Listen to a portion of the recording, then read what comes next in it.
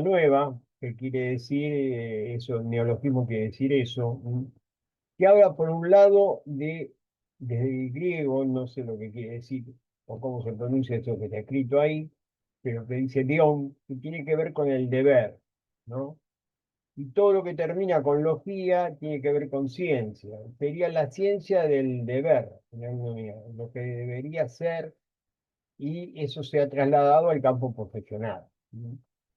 En alguna medida la deontología fija normas, procedimientos, delimita competencias profesionales, ¿sí? Busca en alguna medida establecer responsabilidades, conductas, actitudes, actuaciones frente a el ejercicio profesional. Si bien muchos de estas actividades, en caso de que se cometan faltas, errores o no se cumpla lo que había que hacer, no tiene sanción legal, sí puede tener una sanción profesional. Eh, por lo general, se han recogido eh, diferentes escritos, esto en forma de códigos, se los llama códigos deontológicos, que en alguna medida lo tenemos claro, por ejemplo, con la medicina, con la abogacía, por ejemplo, con el periodismo, que tiene que tener determinados recaudos para justamente cuidar, por ejemplo, la imagen de menores, en el caso eh, de no exponerlos. Y fundamentalmente hay que entenderlo que estos códigos deontológicos tienen jurisdicciones provinciales. Por ejemplo, un contador está matriculado en la ciudad de Buenos Aires y quizá su socio de estudio esté matriculado en la provincia de Buenos Aires. Entonces atienden a los clientes de los dos lados. Cuando hay que firmar para la capital, firma uno; cuando hay que firmar para la provincia, firma el otro. ¿Eh? Esa es una manera práctica de que ustedes entiendan de qué estamos hablando. No se los dije, pero cuando quieran preguntar algo, directamente pregunten, destraben su posibilidad de voz y pregunten, sin ningún tipo de problema. O si no, acérquenlo al chat y que alguno que tenga más vista que yo me lo lea, Maroli o alguno que pueda leerlo. Son los colegios profesionales, en alguna medida, los que son los custodios, son las organizaciones custodias de esos deberes profesionales, que buscan indudablemente mantenerlos, promoverlos, defenderlos, y eso lo hacen a través de esos códigos, que están escritos. ¿Sí? Eh, yo le diría que deben hasta velar por su correcto cumplimiento, y generalmente hay sanciones cuando esto no se cumple. La ley de educación superior es la que guía todo este procedimiento, estableciendo perfiles, alcances e incumbencias. ¿Qué son perfiles? Perfiles son los contenidos que tiene que tener la capacitación en una determinada profesión. El perfil acá lo define la universidad. ¿Tá? Cada, digamos, universidad define su perfil, con una excepción que vamos a ver seguidamente. En segundo lugar son los alcances, que dice qué actividades para que resulta competente un profesional determinado. Eso establece. Ese alcance también lo define la universidad. Pero existe lo que se llama incumbencia del título, ¿tá? Que tiene que ver justamente con aquellas profesiones que son de interés público, donde entonces eh, necesitan acreditar, eh, digamos, su título, y necesita ser refrendado y estudiado y las carreras habilitadas de una manera especial.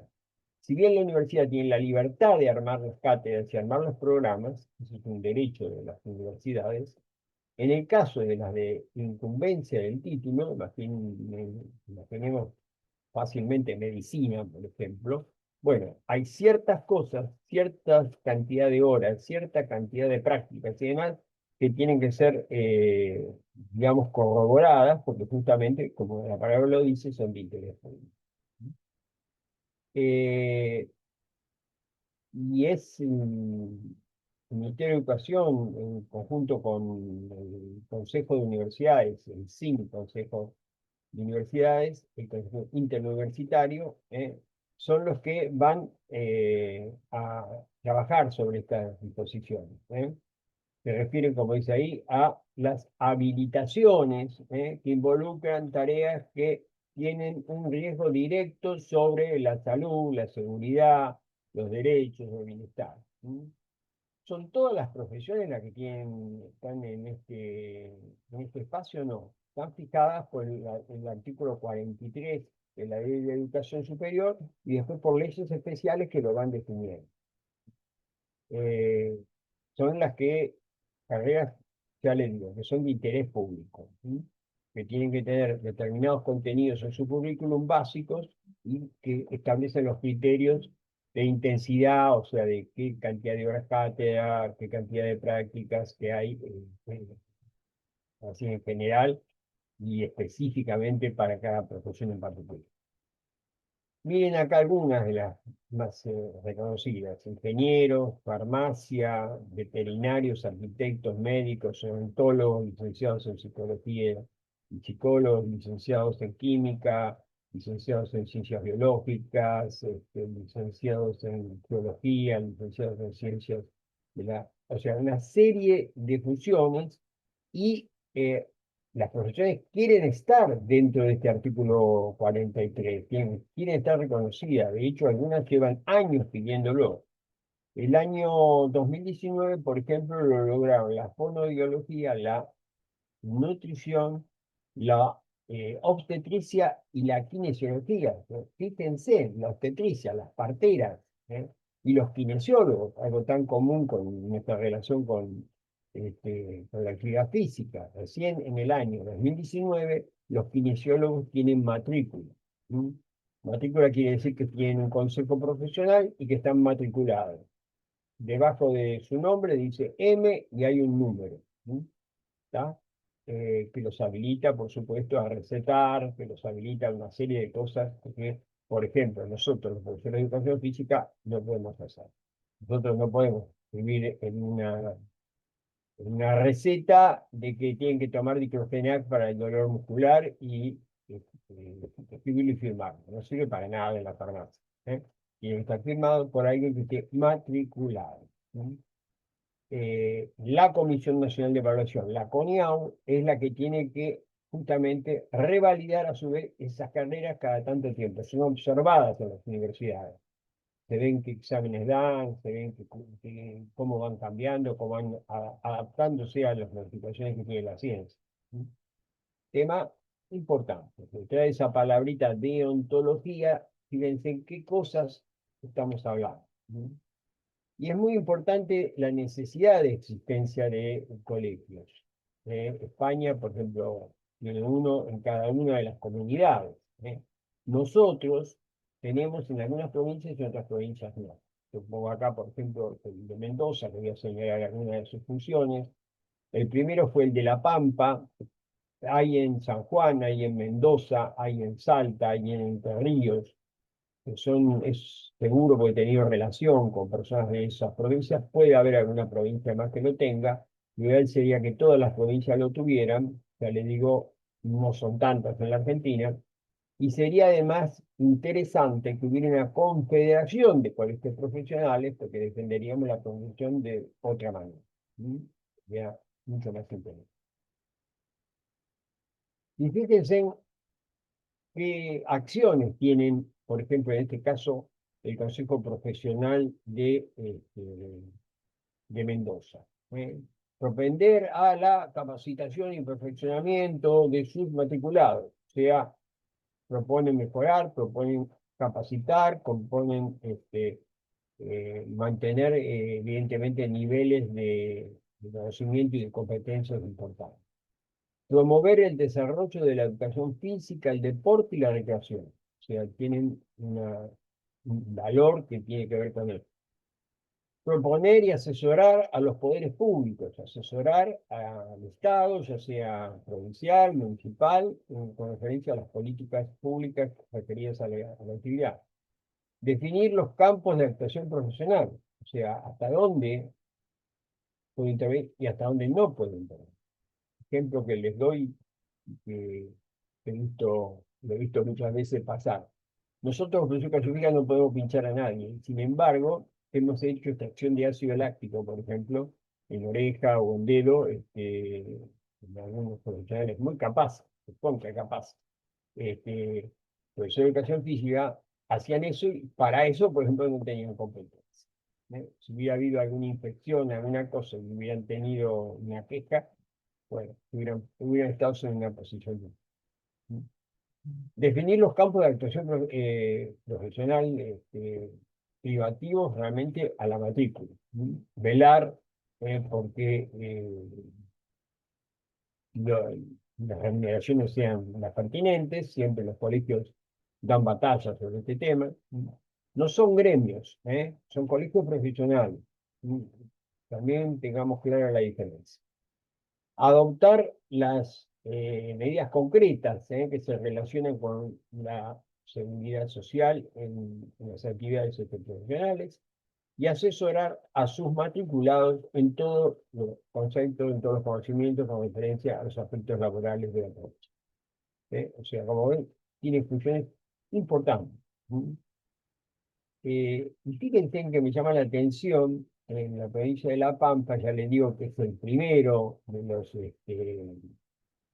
los colegios profesionales, principio de los 90, pero yo, último año de los 80, que establecía realmente la intervención en la educación física clínica, o sea, la educación física y la salud, o sea, en este caso, ya lo integra a los colectivos de salud, educación física educativa, educación física escolar, educación física laboral, educación física militar, educación física deportiva, educación física civil, o sea, regulaba de una manera categórica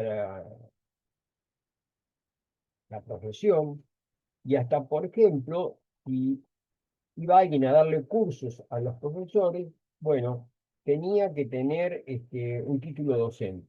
O sea, no podía ir un empírico a dar cursos y que tuviera validez. Para que tuviera validez, digamos, puntaje, etcétera, etcétera, y ellos otorgaran ese puntaje, aportaran a ese puntaje, si el puntaje lo va a dar la provincia, ellos asesoraban a la provincia, de que tenían que venir personas realmente capacitadas para los cursos. Y intervenir. Todo esto, digamos que presupone, y en alguna medida un diálogo sobre valores, hablemos sobre valor. ¿Qué es un valor? ¿Qué les parece a ustedes? A ver, alguien que habla así, en vez de escucharme yo solo, puede hablar a alguien y tiene ganas de decir algo, lo que sea.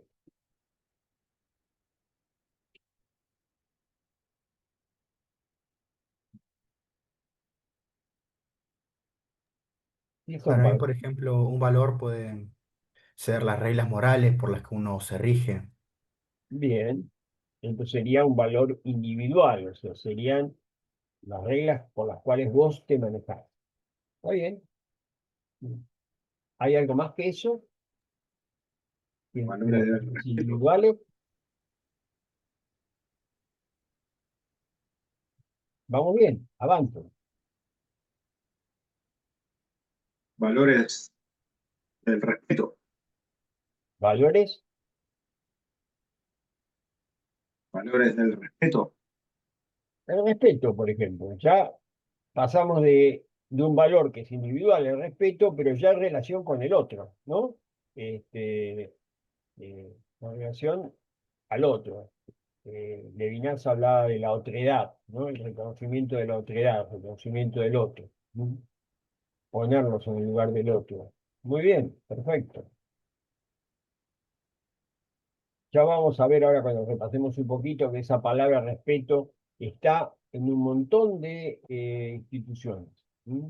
Bienvenido que esté. Después tenemos que hacer honor a la palabra. Bien, Este señor Rocco, ahí en 1973, define a un valor como una creencia, un poco lo que pensábamos hoy a nivel individual, lo que la persona piensa, una creencia, duradera de que un modo de conducta o un estado final de existencia es personal y socialmente preferible a un opuesto modo de conducirse o estado final de existencia. Hay una secuencia, digamos, que la creencia es en definitiva algo, una íntima convicción que tiene uno. Después vamos a ver cómo se genera esa íntima convicción. El valor sería una creencia que dura, ¿está? O sea, algo que se mantiene en el tiempo. ¿Mm? Y duran más en las instituciones, ¿eh? Y duran menos en las personas. Las personas de golpe pueden cambiar, ¿eh? A vos te puede encantar navegar. Resulta que saliste un día, te diste vuelta con el bote, te pasaste en el agua fría, te salvaste, casi digo, cagando, y a partir de ese tenés otra visión de la navegación, ¿está? Mientras era bárbaro en el mar sereno y con el solcito y tomando sol, pasó a tener otra dimensión. Entonces, en las personas, estos valores, ojalá que los fundamentales les duren toda la vida, pero algunos pueden ir indudablemente cambiando. Eh, la actitud sería frente a ese valor positiva o negativa, favorable o desfavorable. La conducta sería cuando llevamos estos valores a la acción concreta, a una acción manifiesta, no solo lo tengo en la cabeza, sino que es una creencia, sino que lo llevo a la práctica. O sea, pensemos en el respeto, en la relación deportiva, en la competencia deportiva y demás. Bueno, cuando nuestras convicciones las llevamos realmente al campo de juego. ¿Está? Reconocemos al rival, eh, no falseamos situaciones, etcétera, etcétera. Y los comportamientos son esas conductas ya en forma estable. Yo puse ahí el deporte como hábito. ¿Está? Digo, hablo del deporte, me parece que es bárbaro, lo declaro, digo los beneficios. Hoy veíamos con la clase anterior que yo escuché parte, los beneficios del trabajo de la fuerza, está todo bien, muy bien. Ahora, ¿cuántas veces por semana hago fuerza? Ahí mueren todas las palabras. Me gusta Sartre, un filósofo existencialista, Eh, define el valor como son los ejes fundamentales, por lo que se orienta la vida humana y constituye a su vez la clave de comportamiento de las personas. O sea que vemos creencias, valores, comportamientos, elementos que se conjugan. ¿Cómo se conforman esas creencias, esa moral, si quieren? Piaget define tres momentos, digamos. Un primer momento heterónomo, o sea, que vos aceptás los valores de aquellas personas que vos considerás significativas. Normalmente la familia, los maestros, dentro de los maestros todos nos recordamos de aquella maestra de primer grado y por ahí nos recordamos la de segundo grado. O sea, nos dejan diferentes huellas. ¿eh? Y de golpe, yo qué sé, yo no me acuerdo de ninguno de mis tíos, y hay algunos que tienen un tío que lo adora, porque bueno, lo llevó a la cancha. Este, y a partir de ahí empezaron a aparecer determinados valores, quizá el amor a una camiseta. Entonces, la moral heterónoma es la que viene de afuera, de personas que nosotros aceptamos en alguna medida como valiosas. La segunda etapa es una moral crítica. En alguna medida, para que la persona pueda encontrar su moral, tiene que tener una moral crítica de sus antecesores. Y es el clásico momento de la adolescencia, ¿no? Donde yo que he tenido cuatro hijos, tengo muy claro este momento, cuando empiezan a discutirte todo, ¿está? En alguna medida, es una búsqueda de valores, una especie de moral en construcción que se está generando y para eso necesita indudablemente tener ese espíritu crítico. Y finalmente después va a venir una moral autónoma, que va a ser las íntimas convicciones, como decías vos, individuales, que tiene una persona. Y que aporta en alguna medida una satisfacción personal, que va a ver culminada en alguna medida en la realización, en los comportamientos, se va a objetivar. Tenemos claro entonces esos tres momentos, cuando la moral viene de afuera, cuando los valores vienen de afuera, casi, cuasi impuestos, cuando los pongo en juego, cuando los pongo sobre la mesa, cuando los critico, cuando empiezo a construir mi propia moral, y después, indudablemente, aparece la moral autónoma, ya la de esa persona en parte. Heinemann, en la revista Pons, publicó un artículo en su momento que ya el título era disidente, dice, el deporte no tiene valores, ¿tá? No tiene valor. ¿Tá? ¿Qué quería decir? Fue un título así para llamar la atención, pero nos llamó la atención a todos. Cuando entras al texto, dice que valores son los que les otorgan los individuos que practican a través de juicios subjetivos, ¿eh? O sea, positivos, negativos, y que obtienen a partir de llevarlos a la práctica. ¿Mm? O los que tienen ciertas instituciones. Ustedes quizá trabajan en un gimnasio que tiene determinados valores. ¿Tá? Por ejemplo, no a la droga, no a determinados ingredientes, ¿tá? O favorece la inclusión de las personas de la tercera edad. Entonces le crean un espacio especial y los tratan con el respeto que merecen, por ejemplo. O ya, si vamos al Estado, cuando realmente el Estado establece determinados valores para determinadas actividades. ¿No? ¿Están de acuerdo con eso? ¿Sí? ¿Están en instituciones que están claros los valores o están en instituciones donde los valores son difusos?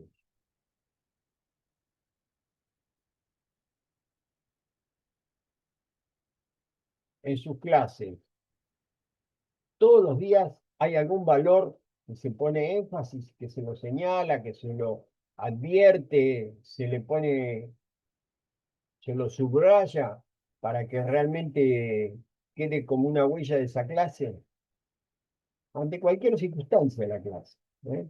Entonces sí pusimos los valores en el área de las conductas. Este es el eje. Valor, indudablemente, está es como una entelequia, algo que se escribe en la pared, que se lo tiene uno adentro, bacán. El valor, cuando se transforma en conducta, pasa a ser trascendente. Y miren lo que dice Castigalo, un gran maestro, un gran humanista, cuando dice, ¿qué tiene que tener una escuela deportiva? Tres niveles de objetivos. Por un lado, el aprendizaje de los gestos técnicos y la capacidad de juego destinadas a enriquecer la motricidad, las adaptaciones orgánicas, etc. Es así, desde ya que es así, objetivo principal de la clase. Segundo, la adquisición de dichas prácticas deportivas como un hábito de vida. Para ello es importante que en las clases se establezca una corriente afectiva, que haya una línea de afectos, de alegría, de motivación, diría yo, ¿no? Favorables y que los centros de interés se renueven periódicamente. Y lo último, señala la conveniencia con adecuadas y comprensibles argumentos de los valores y beneficios que conlleva dicha práctica. ¿Sí? O sea que si hacemos todo lo anterior y no realmente logramos de que se valore esa práctica, se valore esos beneficios, queden claros el destino de esas prácticas y los objetivos, bueno, estamos perdiendo en alguna medida mucho de lo importante que queríamos señalar. Eh, y miren, tener esos valores y ser importantes hacen de que en alguna medida nos permita incluir dicho programa en lo que podríamos llamar la política deportiva, la política pública. Lo incluimos en la política, ¿por qué? Porque son buenos, porque sirven, porque le aportan al país o porque le aportan a una institución en particular. ¿Eh? A partir de acá, eh, tienen justificación para que los incluyamos, no sé, en una política para jóvenes, en una política de inclusión, en una política de salud. ¿Eh? O sea, a partir de ahí se justifica de que realmente los incluyan, porque tienen valores. Moraleja, en general le otorgamos a la actividad física, la sociedad le ha ido otorgando a la actividad física del deporte determinados valores. En algunos casos el éxito o el prestigio social, en otros casos la profesionalización, el ingreso económico, en otros casos el placer, la diversión, en otros casos beneficios estéticos. O sea, la gente por diferentes motivos le otorga determinados valores a la actividad física y el deporte. Puede ser la salud, la vida social integrada, etcétera, etcétera. Estos valores y los individuos, las instituciones, en definitiva, la sociedad, han jerarquizado, nos han dado unos diferentes paradigmas, diferentes modelos sociales de práctica de deporte. Y cada uno de esos modelos tiene determinados. Yo me voy a permitir hablar un poquito de eso, si ustedes están de acuerdo. ¿Qué es un paradigma? Es una manera de comportarse en sociedad y que sea aceptada. En alguna medida establece reglas escritas o no escritas de comportarse en sociedad. Y el primer modelo de práctica que mi maestro Sánchez Bañuelos denominaba el héroe campeón, él lo hace, digamos, surgir a partir de los Juegos Olímpicos modernos, o sea, los Juegos Olímpicos modernos nacen en 1896, y que marcan dentro de lo que sería la práctica deportiva la excelencia, la excepcionalidad. El campeón. Eh, es la oportunidad en la sociedad moderna de ser un héroe. Y a través de eso se organiza toda una estructura que empieza en ese club, en ese gimnasio, donde ese chico empieza a hacer actividad, que después se federa para poder competir en una federación provincial, que después va a una federación nacional, que después termina compitiendo quizá en un evento internacional. Una tremenda estructura que surgió a partir de los inicios del siglo XX, que se desarrolló plenamente, y los clubes participaban para tener un campeón, para ser campeón. ¿Eh? Está implícito en cada momento que vos entras a una entidad deportiva, el ganar. Y eso siguió así continuamente, sigue hasta el día de hoy. ¿Eh? Hoy si prendemos la televisión y vamos a la parte deportiva, ¿qué vamos a encontrar? El partido de el Inter contra el Napoli, el Chelsea contra, no sé, Southampton. Este, ¿Qué vamos a ver? Y la Vuelta Ciclística de Francia. ¿Y qué vamos a ver? Hoy pasaban en la Copa Davis de tenis. ¿Eh? Todas esas culturas están sostenidas en el modelo, digamos, social del héroe campeón. Valores que levanta la excepcionalidad, el resultado, la calidad, el récord, la heroicidad, ¿está? Y tiene sus emergentes, estos campeones. Ahí lo vemos a Firmenich con su medalla, si no me equivoco, Londres 2012, ¿tá? Como un ejemplo, digamos, dentro de lo que es el deporte de combate. Pero, ¿qué pasó sobre los 60? ¿Mm? Los 60, principios de los 70, surge un paradigma emergente, que viene a romper con lo anterior. Pues, quizás no a romper, sino a complementarse con lo anterior, que es el denominado deporte para todos. Surge en la democracia social alemana, ya le digo, en la década del fines de la década del 50, década del 60, y que establece un nuevo planteo filosófico, ¿eh? Una nueva manera de ver el deporte, ¿eh? Con una participación mucho más abierta. En el del héroe campeón tenés que tener tu carnecito de afiliado al club y afiliado a la federación y después a la Federación Nacional para poder competir. Acá no necesitas tener un carnet. Una organización más flexible. No tenemos que tener un club, no tenemos que tener una federación, no tenemos que tener el Comité Olímpico para representar al país, etcétera, etcétera. La organización es mucho más flexible. Una estructura no tan formal, no tan estructurada, un servicio reclamado por el ciudadano al Estado. Y esto es lo más importante, ¿no? Aparece en la década del 70 en los documentos de la UNESCO el deporte como derecho. Y a partir de que es un derecho, es un servicio reclamado por el ciudadano al Estado, que le marca al Estado obligaciones. ¿Cuáles son los valores de ese deporte para todos? La masividad, la participación, el derecho, la recreación. Y yo agrego, y el discurso. Está bárbaro que esté en el discurso, ¿eh? O sea, me encanta. Pero me encantaría mucho más del dicho al hecho de esto, que el deporte sea para todos y no para algunos, ¿no? Le doy datos de investigaciones, algunas que dirigí yo en 2009-2010, ¿no?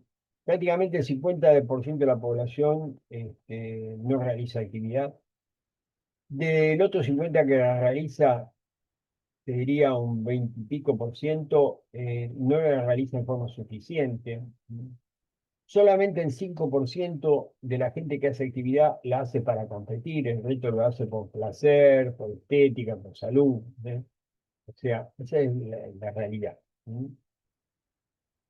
Por eso hablo de deporte para todos, pero que se corra el discurso y que pasa a los hechos. Esto no lo va a encontrar en ningún lado, son los valores del deporte para uno. A partir de los 90 empieza a crecer un individualismo, sálvese que pueda. ¿Sí? Y empezó a generarse esta relación, el deporte para uno. O sea, el deporte para qué, para mí. ¿Cuáles son los valores? El hedonismo, es decir, el placer, una cuota de narcisismo, una cuota de salud, caracterizado por el individualismo. ¿Está mal? No, no está mal, está perfecto. Le aporta a la persona, ¿eh? Lo que no es solucionar el problema del conjunto. A partir de ahí nosotros creemos y estamos absolutamente convencidos que hay un paradigma fundamental, que es el deporte para nosotros, el deporte comunitario, el deporte del municipio, el deporte del barrio, el deporte de una pequeña región, ¿eh? Donde se dan valores muy importantes como son la inclusión, la participación, la comunicación, la solidaridad, ¿no? Eh, Como elementos que realmente refuerzan el sentido de comunidad, ¿eh? El sentido de comunidad. El Estado, en alguna medida, eh, a través de la ley del deporte, dice varias cosas, y entre las cosas que dice, bueno, no señalo acá el artículo 5, pero si tienen ganas, léanlo en algún lugar, donde dice que tiene que hacer la nación, que la provincia tiene que hacer esto y que el municipio tiene que satisfacer las necesidades de su comunidad. Y nosotros ubicamos dentro de esas necesidades la actividad física y el deporte. Como ya lo ha dicho la Organización Mundial de la Salud, la Organización Panamericana de la Salud, como lo han dicho un montón de instituciones, ¿eh? Eh, o sea que evidentemente es un elemento a tomar en cuenta, ¿sí? Y fíjense que su artículo 1, inciso E, dice promover de una conciencia nacional de los valores de la educación física y el deporte y la implementación de las condiciones que permitan su práctica, ¿eh? O sea, tenemos un respaldo en la UNESCO en diferentes momentos, acabo de leer un documento de 2024, evidentemente, ¿está? Pero en el MINES que se hizo en Punta del Este en 1999, que tuve el gusto de participar, digamos, hace recomendaciones, y denomina prevención de los valores éticos y morales del deporte. ¿Eh? Y a partir de ahí busca, evidentemente, enfatizar, promover el estudio de los valores deportivos. ¿Está? O sea, lo pone encima de la mesa. Vamos a estudiarlo, vamos a investigarlos.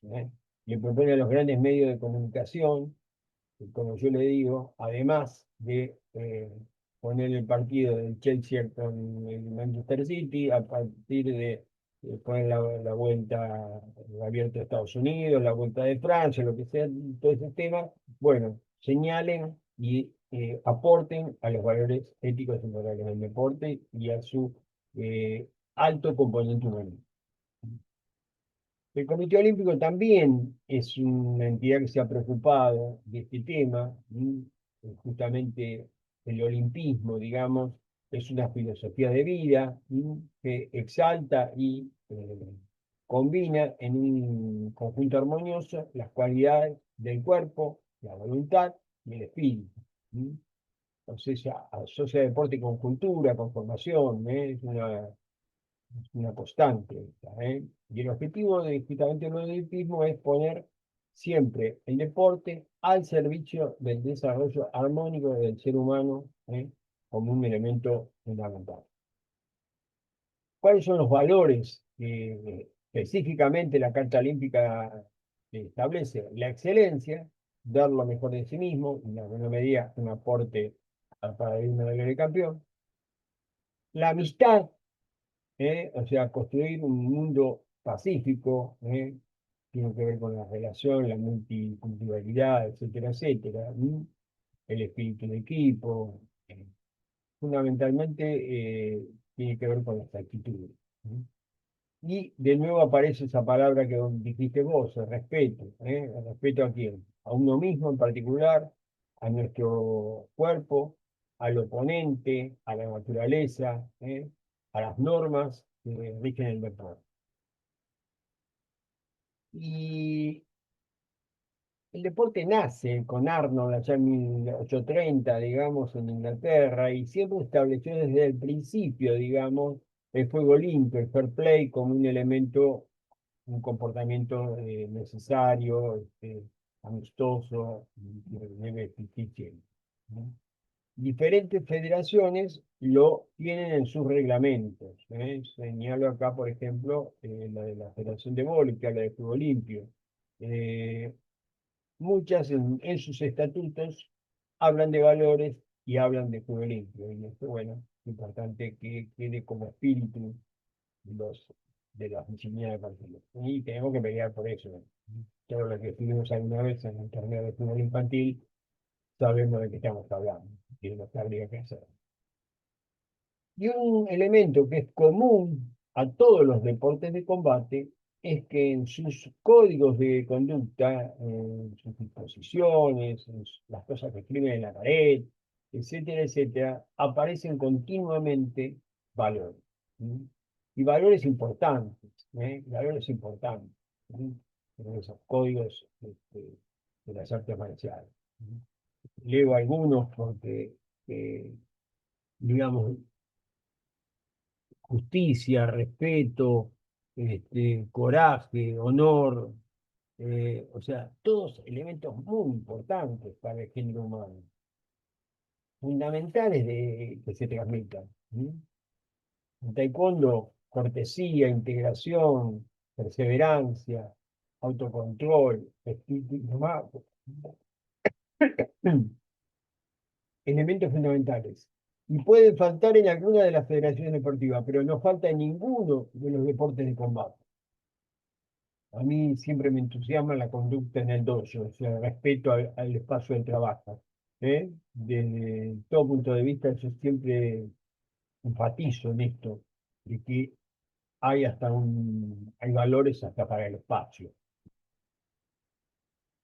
Y bueno, no los repito, ustedes ven que se suceden, ¿eh? Hay algo común en casi todos que es el respeto, ¿eh? Pero vemos siempre el coraje como un elemento que también normalmente está, ¿no? El autocontrol, ¿no? La modestia, la humildad, ¿eh? El respeto, al siempre presente. Que puede haber malas prácticas, sí puede haber malas prácticas, pero puede muchos deportes de combate realmente sacar lo mejor de las personas, ¿no? Y esa indudablemente es la tarea. No sé en qué horario estamos. Eh, bueno, pensamos que debemos bregar, por un deporte que realmente le aporte a esos valores. Y si realmente esos permiten que te encuentres en la vida con vos mismo y con el otro, con el propio esfuerzo y con el cansancio, con el equilibrio y el desequilibrio, con la oportunidad de expresar y comunicarte socialmente, con la posibilidad de medir y administrar la propia realidad personal. O sea, que puedas tener lo que yo llamo libertad física. El deporte, esta frase yo la tomo de Lebuch, el deporte puede ser una magnífica oportunidad de educación en valores. Y a partir de ahí, como estamos absolutamente convencidos y de que realmente el deporte le puede aportar a la educación de una manera decisiva, bregamos porque realmente el deporte de combate entre a la escuela.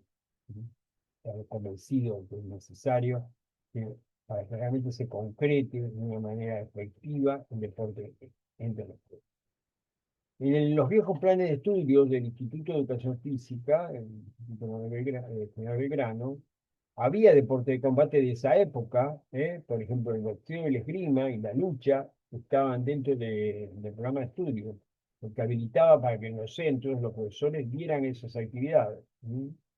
Eh, la ley de educación superior, aparte, nos apoya, porque en su artículo 4 habla de que es una obligación proveer a la educación integral de las personas. Nosotros sabemos que en la educación integral está el deporte.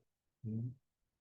La ley del deporte también lo dice, ¿eh? Habla que es un derecho de la población. En esto tenemos que apoyarnos cuando tengamos que presentar un proyecto en alguna escuela. ¿Sí? Y acá les traigo cómo es la manera a veces de llevar las cosas. Y yo creo que hay un escenario futuro donde tenemos que empezar. No tenemos que empezar de donde estamos ahora, porque a veces las condiciones no son las mejores. Nos van a pichonar, nos van a cerrar el camino. Entonces siempre digo que tenemos que empezar con un sueño. Tenemos que soñar ese escenario a donde queremos llegar. A partir de ahí, volver a un escenario presente, en donde estamos hoy. Va a haber una distancia, gap quiere decir espacio, entre el sueño y la realidad, que puede ser más grande, más chico, tenemos que tratar de achicarlo. Y va a ser la planificación de un programa de acción con el que tenemos que llevar adelante esta tarea para que realmente se haga efectivo.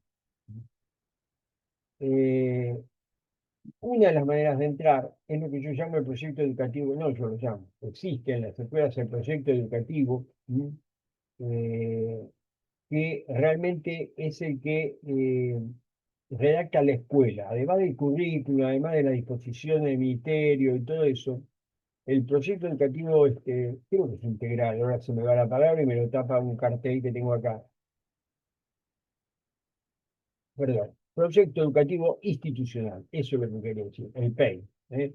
Eso lo decide cada escuela, por lo tanto, una escuela podría poner un taller de deporte de combate apoyándose en que lo incluye dentro del proyecto educativo institucional. Sería la manera de entrar.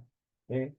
Lo ideal sería que sea curricular, pero para eso todavía creo que tenemos un espacio. Creo que la manera de entrar es incluirlo en el proyecto educativo institucional, comunicarlo, filmarlo, difundirlo, para que de alguna medida, poco a poco, se vaya generando una nueva visión, una nueva misión del deporte dentro de la escuela, ya digo, de la visión de los deportes de combate, que estamos totalmente seguros que le van a aportar al valor educativo que tiene. ¿Mm? Eh, bueno, porque se no avanza. Cuidemos que esas prácticas sean buenas prácticas, indudablemente. Generemos ese proyecto.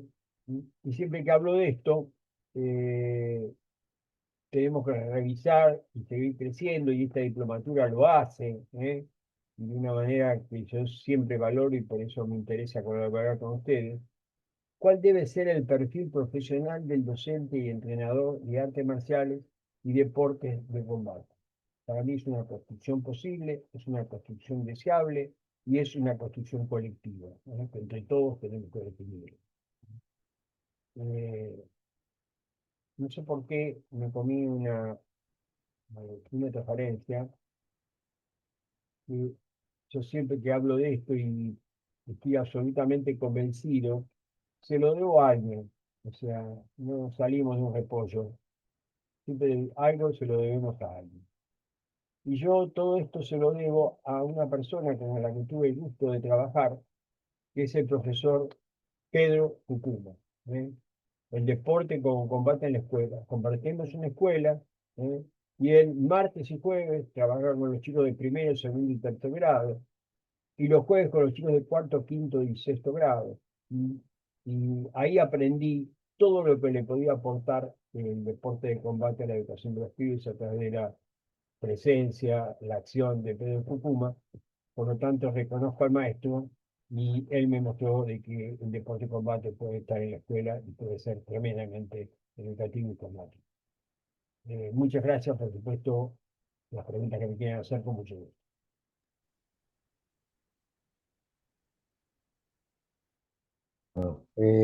Yo quisiera dos palabras nada más, doctor Chaín, ya que lo menciona Pedro Fuguma Sensei, lo compartí con él muchos años de docencia en el mismo. Él enseñaba judo y yo enseñaba karate en ese club. Pedro Fukuma Sensei que fue un pionero dentro del judo junto con Antonio Gallina, profesor de educación física, Antonio Gallina, y siempre se apoyaron en esto de enseñar en los colegios. Llegaron a tener una predominancia porque el judo, Buenos Aires llegó a tener una federación de judo escolar, tenían Bien, campeonatos de judo escolar. Y Pedro Fukuma fue importantísimo, no solamente en la formación, sino la imagen que él tenía de hombre humilde y siempre trabajando. Creo que es un recuerdo excelente para tenerlo hoy acá. Y para los chicos que no lo el Fukuma Sensei fue un judoka excepcional y uno de los primeros antes que se pusiera de moda todo el jiu-jitsu. Él enseñaba, parte del judo, enseñaba jiu-jitsu. Fue uno de Argentina, si no fue el primero en enseñar esa disciplina. Así que muchas gracias por recordarlo. Fue su maestro y para mí un maestro y un amigo. y yo me acuerdo de muchos juegos que hacía este tema del deporte, aprenderlo jugando, juegos que hacía con los chicos, de lucha en definitiva. Imaginemos algo tan simple como agarrar una medicine ball, dos pibes a ver quién se queda con la medicine ball, ¿no? O sea, los pibes hacían fuerza, combatían y demás, pero en forma jugada, ¿no? Y tenía varios de esos juegos que a veces yo en los días de lluvia en otra escuela, que era una escuela inglesa que hacía rugby, hockey, por supuesto, y los días de lluvia que teníamos que dar clase, ponía en práctica esos juegos y siempre eran tremendamente bien recibidos, al punto tal que cuando llovía los chicos ya me pedían esos juegos, ¿está? O sea que está dentro de las necesidades del pibe, de los gustos del pibe, y lo que nos falta a los grandes es darnos cuenta de lo que estamos perdiendo. Bueno, ¿alguna pregunta, alguna duda?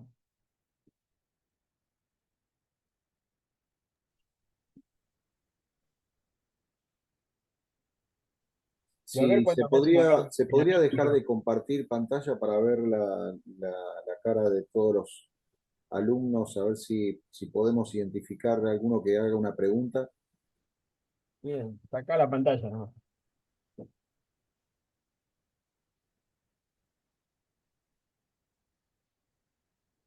¿Tengo que yo dejar de compartir pantalla? Sí, por favor.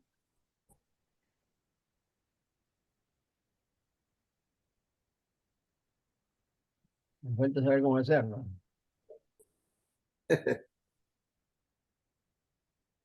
Ahí está.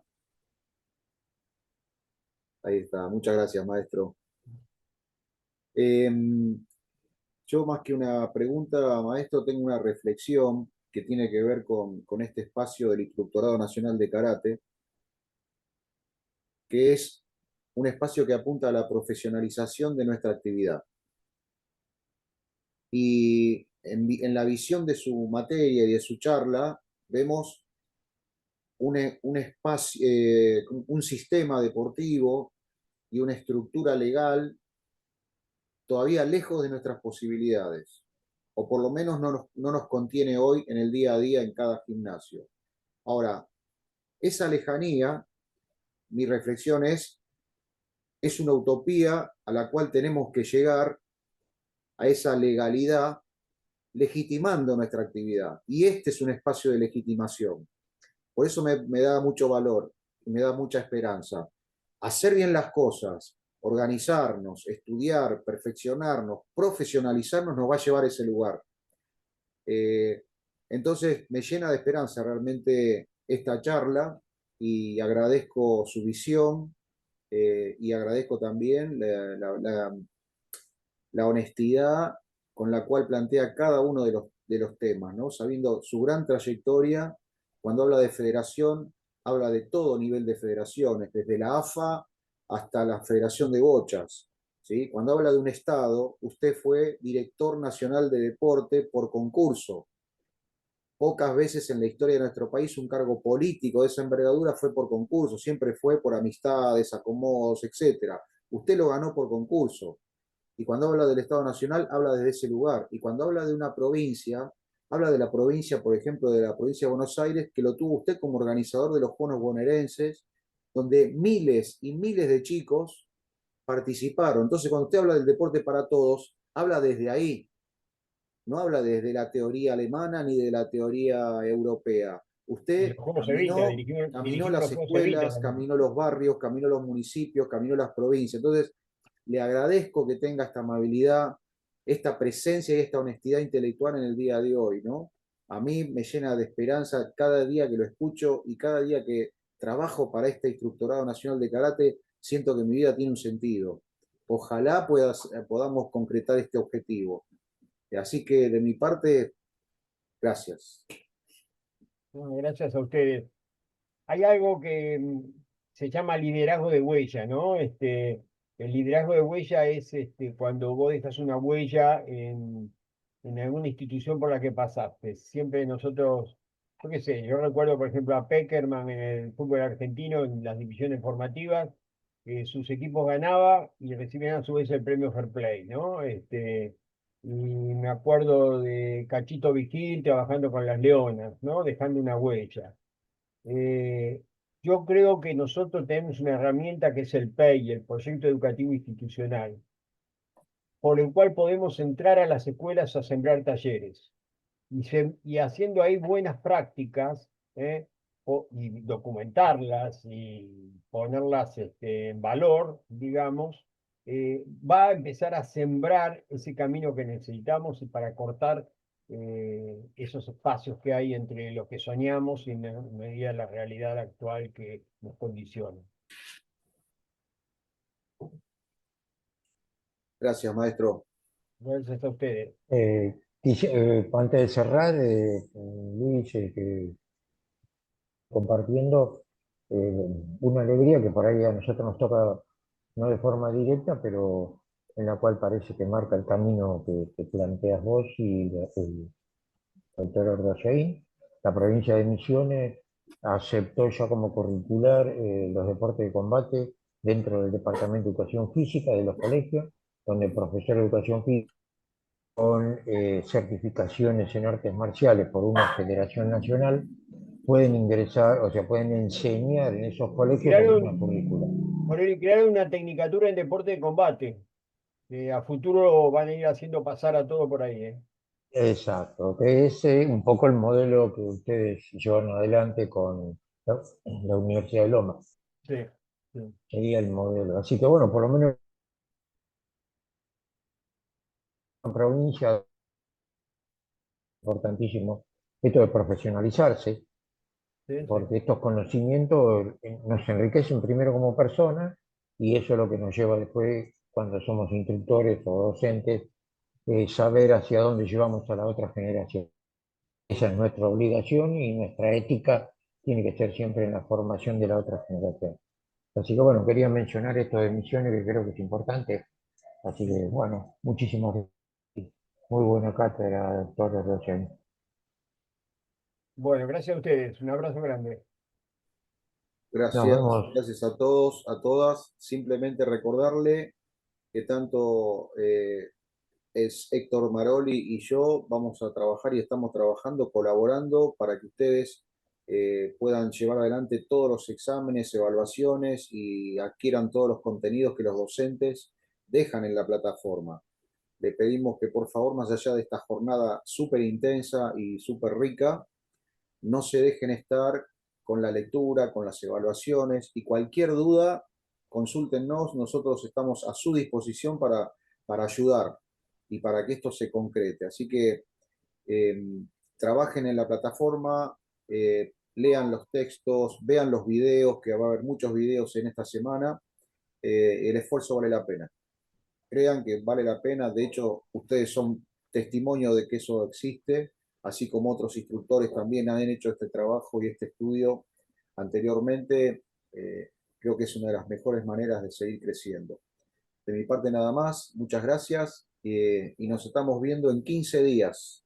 Gracias. Perfecto, gracias. Buen fin de semana. Gracias a todos. Hasta Buenas luego. semanas. No, buenas noches. Muchas gracias. Hasta luego.